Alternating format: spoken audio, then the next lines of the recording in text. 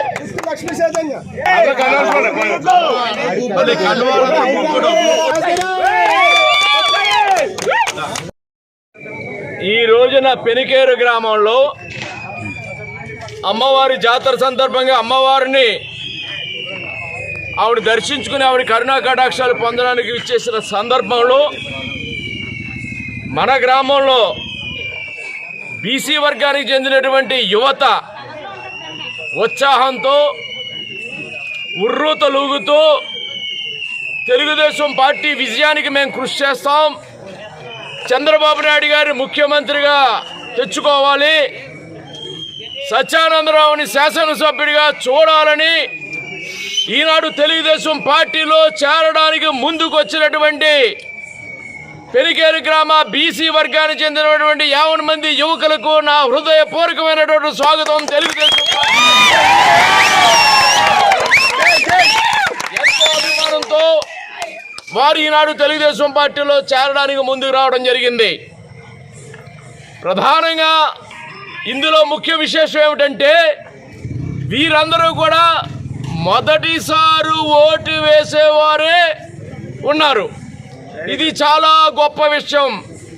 అంటే యువత ఈనాడు రాష్ట్రం కోసం, రేపు భవిష్యత్తు కోసం, భావితరాల భవిష్యత్తు, పిల్లల భవిష్యత్తు బాగుండాలని ఆలోచన చేసి రేపు రాబోయే ఎన్నికల్లో తెలుగుదేశం పార్టీ గెలిస్తేనే తెలుగుదేశం జనసేన అలయన్స్కి అవకాశం ఇవ్వాలనే ఆలోచనతో ఈనాడు ముందుకు రావడం చాలా శుభపరిణామం. యువత తలుచుకుంటే ఏదైనా చేయగలరు. ఈనాడు వీరందరూ అంటూ ఉన్నారు, my first vote for CBN sir, my first vote for CBN sir, my first vote for CBN sir ముందుకు వస్తూ ఉన్నారు. వీరందరినీ కూడా హృదయపూర్వకంగా అభినందిస్తూ ఉన్నాను.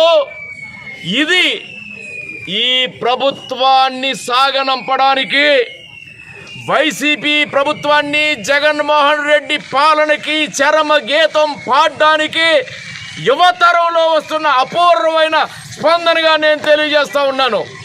ఈనాడు కొత్తపేట నియోజకవర్గం నలుమూలల యువత ఎదురు చూస్తూ ఉన్నారు. ఈ దుర్మార్గపు ప్రభుత్వం, ఈ అరాచక ప్రభుత్వం ఎంత తొందరగా అధికారం నుంచి గద్దె దిగుతుంది, జగన్మోహన్ రెడ్డి గారు ఎప్పుడు గద్దె దిగుతారు, ఎప్పుడు ఎన్నికలు వస్తాయి అని ఎదురు చూస్తూ ఉన్నారు.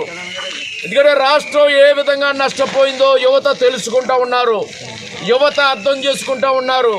దానికి సంకేతమే ఈనాడు ఈ బీసీ యువత అంతా కూడా తెలుగుదేశం పార్టీలో చేరడానికి ముందుకు రావడమే నిదర్శనమని ఈ సందర్భంగా